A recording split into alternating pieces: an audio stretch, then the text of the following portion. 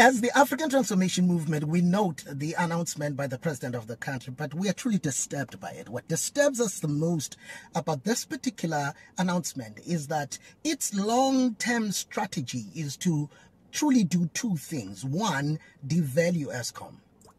And number two, it will actually get to a point where a common man suffers in South Africa. Let me break it down. When you interpret what the president has just said now, that companies with the capacity to generate their own electricity can do so, what it means is that take your money away from Eskom and invest it on your own. And the unintended consequence or intended consequence of that is that the revenue base of Eskom will then go down.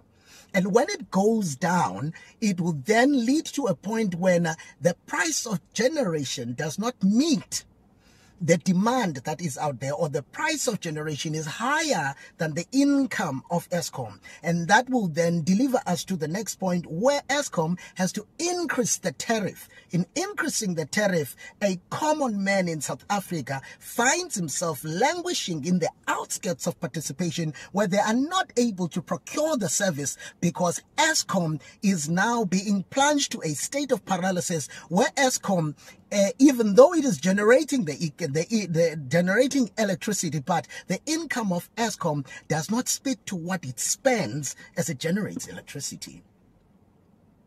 And we view this as a ploy to actually devalue Eskom to a point now where you find that Eskom can be actually be sold to the highest bidder for peanuts, really.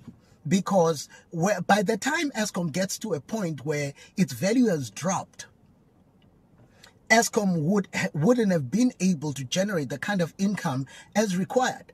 And if it doesn't, the value will go down. When the value goes down, this means that sooner or later, we will be without a state-owned enterprise for electricity generation.